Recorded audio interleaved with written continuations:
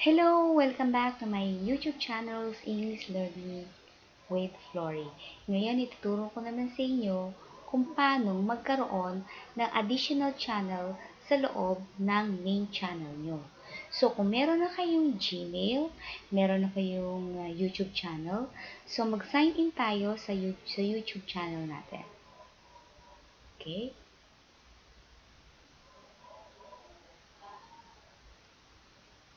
And makikita natin dito ang ating profile picture. So, punta tayo, switch ko lang. Okay. Ito yung aking pinaka main channel, English Learning with Flory. So, click natin, and then punta tayo sa setting.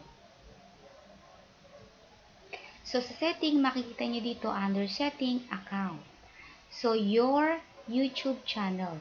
Kung gusto nyo i-edit ang inyong account name, punta ka sa edit on Google.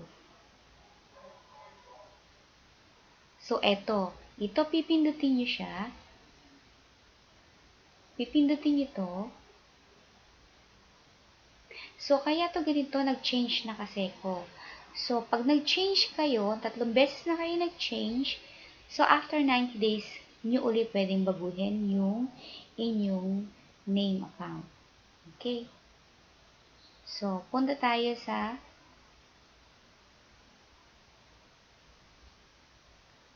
pagkakaroon ng additional channel. So, nandito, channel status and features. Dito natin i-click add or manage your channel. So, click natin. So, meron na tayong Christian music. Meron ako. Meron akong Jesus Life on Earth and Flory's Vlog. Ngayon, dito kayo mag-create ng new channel nyo. Okay? Click natin.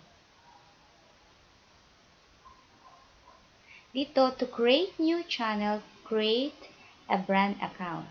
So, ano yung brand account name mo? So, click mo lang tong create.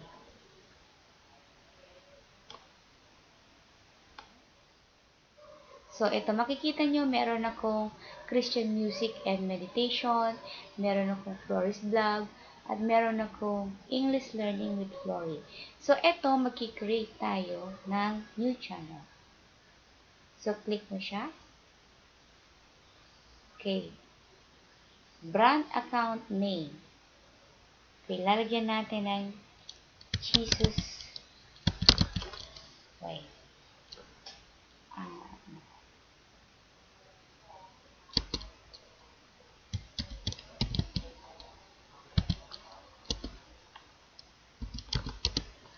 Lalagay ko dito, Jesus Life on Earth.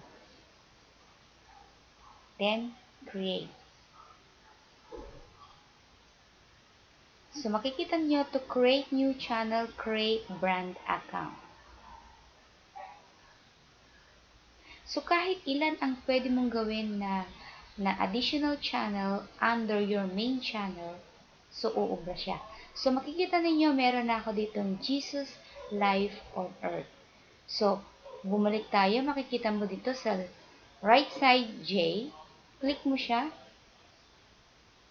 So, makikita nyo sa switch account. So, meron akong Jesus Life on Earth, Christian Music and Meditation, Flory's Vlog, and English Learning with Flory. Submit kung ilan ang gusto nyo gawin, you can make it. Thank you. If you like my video, please do not forget to subscribe to my YouTube channels, English Learning with Flory, and do not forget to click the button for your notification. Thank you.